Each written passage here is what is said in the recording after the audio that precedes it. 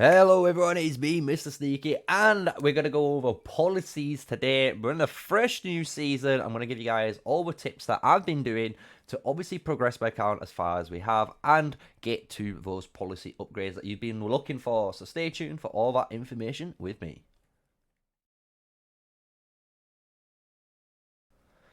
So yes, we're going to go over policies today, guys. Smash a like, comment, and subscribe for all the content to do with Call of Dragons here with me, MrSneakyy. And with all that said, we're going to go into it. So policies is the one system in the game that resets every season. So it's a very similar system to tech, but just always feel that the policy system is there to help you throughout, obviously, the game.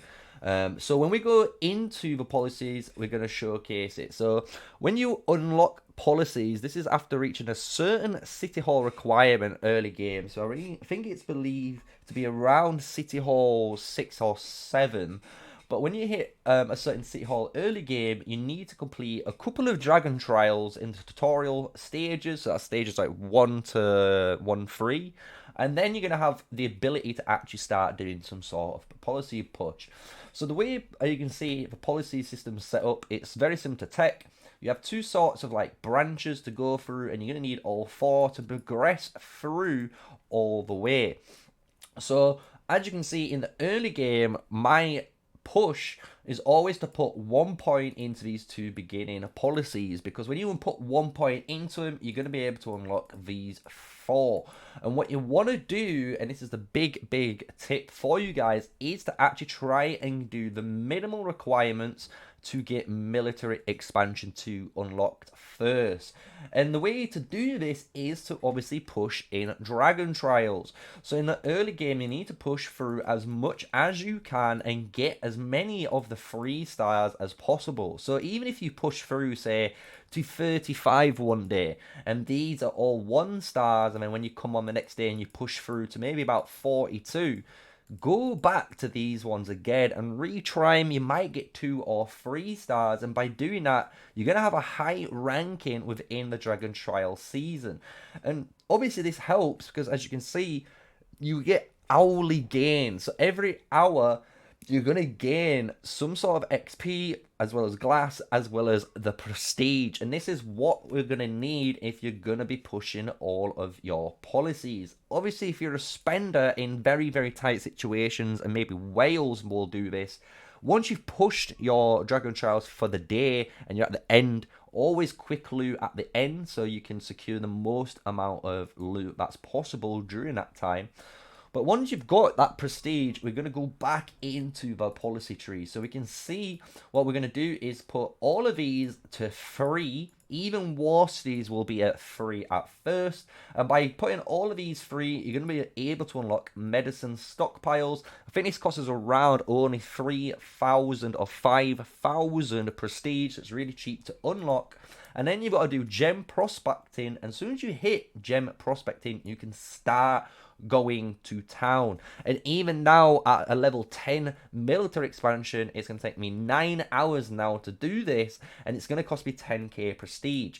So what I've done, and as you can see, I've kind of started progressing forward again, and that is the general tip. So once you start hitting past the 8-hour mark on a policy, you should definitely start looking elsewhere at the early game. Why? Because you're trying to get as much power and much early game pressure to push through the content as you can. So as you can see, we are now 5, 5, 5, and 4 on the last 3, and we've done this because when you click on military expansions 3, it does require all 4 of these to be level 5. So just to keep it nice and sweet, it's 15.2k, 2 hours to do. So that's what we're going to be doing today. That's going to unlock during today's hopefully stream while we are recording this on military expansion 3. So we're going to gain now super high legion capacity again for very cheap time, and that's the essence of this. You want to always try and move forward and get as much time saved by getting the bigger expansions, right? So we're going to get this to around 5 out of 20 first. And once we get this around 5 out of 20, we will move back and go back towards Miller Expansion 3 to go towards maybe upgrading this a little bit further. So once you've got to maybe the mid-game stage, as you can see here, and you've got Military Expansion 2 unlocked, and maybe you've got it around 5 out of 15, this is where you could go back and do what I did. So I know how important hero XP is, and we're going to try and level up those heroes. So we've pushed our war studies all the way to level 7 and not any further, because obviously it requires our target tactics to be pushed forward. And we could obviously do this really easily, but we're trying to get obviously to the later stages as soon as. And the reason why we've gained just this nice amount of hero XP bonus is to do with the new system. So when you're in a season 1 plus campaign and you're in the Stars Reignited campaign, you're gonna get access to the village system. And the village system is very important because, as you can see, you can get hero XP. So this is already 7%, and now with the policies, I already have a 10% increase on all my hero XP, and that's not even pushing any of the bigger stages in War Studies 2. So I hope that makes sense with the policies for you guys. It's a nice, easy mechanic to run by, and always try and prioritize Miller Expansion 2. And once you've got this leveled up, and it might take, say, 4 hours to go through one, then go back to your Mill Expansion 1 and start putting it back up. So at some point, as you can see, this will be finished compared to your Mill Expansion 2, which is fine. But this is the way you want to start pushing forward. So I hope that makes sense. Nice, easy, do the minimal requirements, go forward, hit the mid game, do the same, hit the minimal requirements, and then move forward into the end game. And during the mid stage, you're going to start obviously trying to prioritize Mirror Expansion, and you're going to be obviously prioritizing the first military expansion. And again, the reason you need these 2 troop capacities, guys, is if you want to keep pushing Dragontrials. As you can see, it all works together, and it's a nice little system that actually combines and works in a nice manner, coincide together. So the more troop capacity you're going to gain, the more troops obviously you have on the field. So these Dragontrials become a lot easier, and when you go back on yourself, you can clean up. So that is the policies and everything you're going to need to know with them. Obviously, the prestige system is very easy. Get it from your Dragontrials and then invest them into your policy board. Gems, if you're looking about spending with gems, I would only honestly advise this to the guys that are high spenders. Why? Because the high spenders are going to be wanting to try and hit as late game troop capacity as fast as possible in case they are having to go to war. So it makes sense for those guys to do it. But if you're a free-to-play player or a low spender, I would definitely save your gems. There's no need to be wasting them when you're coming into the policies tree. So that hopefully makes sense on all the progression that you're going to need to know. The last thing that we're going to talk about when it comes to the policies is the healing, because obviously the healing is one that's up for debate and everyone will obviously have their own opinion. But for me, you can only do 2 routes, and it's a very minor change between both routes. But the first one is to go through your medical supplies. So you're going to go through every single healing which allows your elixir production or your elixir space production to be increased. Even in the end stage, you're going to go for the elixir production and the amount you can hold again in later. Why? Because the more troops that you can have ready to heal instantly for free at any given moment is going to be beneficial for obviously when you're pushing content, and more importantly when you're in PvP. Being able to use those stockpiles for free first without absolutely rinsing out your resources is going to be a very, very important thing. However, if you are maybe a medium or a very, and I mean very active player that has a super high resource count and you're able to maintain that, Another route you can do, and it's the only change is in the beginning stage, is to go medic recruitment.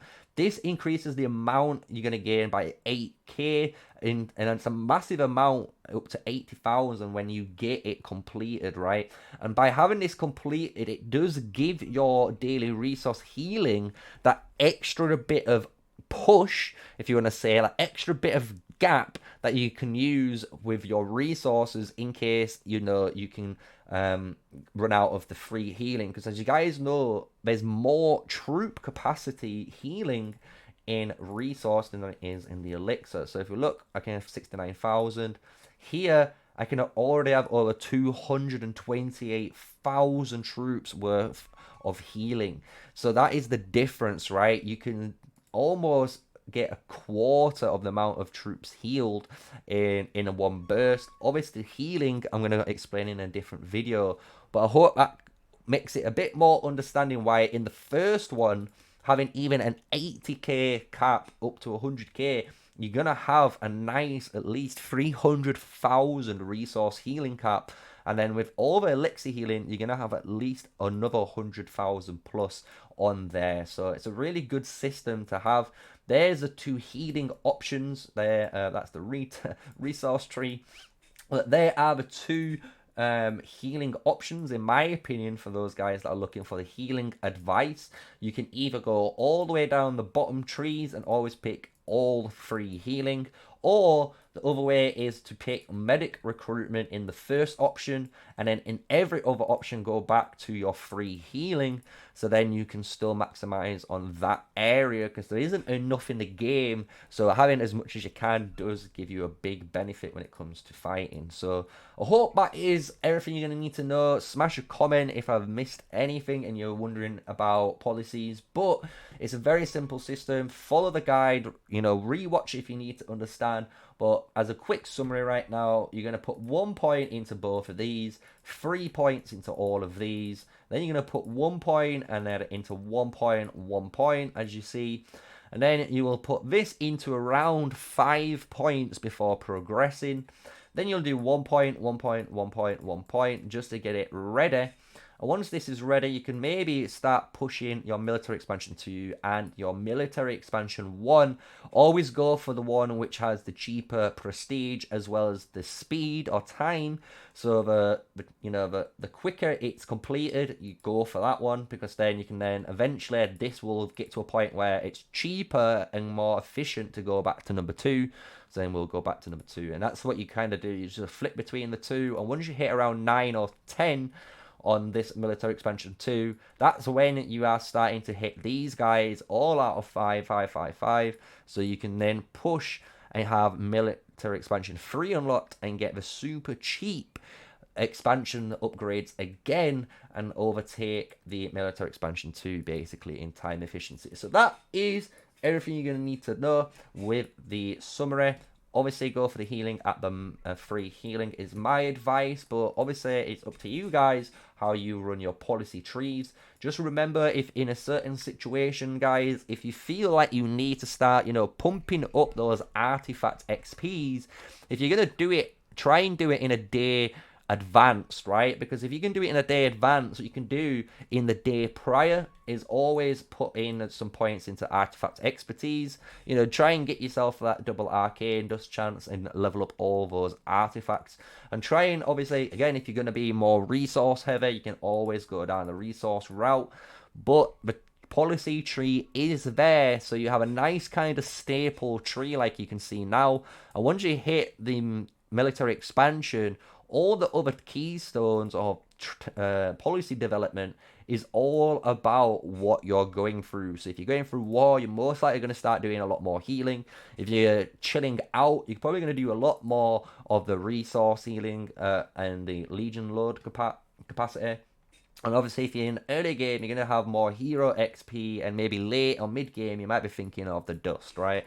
So always feel like this is adaptive, and if you feel like you've gone wrong, it's okay. Remember, you can always amend it throughout the season, and by the end of the season. It's going to reset when you go into that new season, so you will have learned from your mistakes, and then hopefully you get a bit more efficient and you get better at completing it, as you can see here. So that is my guide on the new policies, what you should be doing. A nice updated version from my last guide that a lot of you guys have been still watching, which is amazing to see. But hopefully this gives you guys a nice updated feel. Obviously, with the Dragontrials combination and the policies together, hopefully you understand what you need to be doing, how you push forward in both Dragontrials and in policies by using one to get progress on the other and vice versa.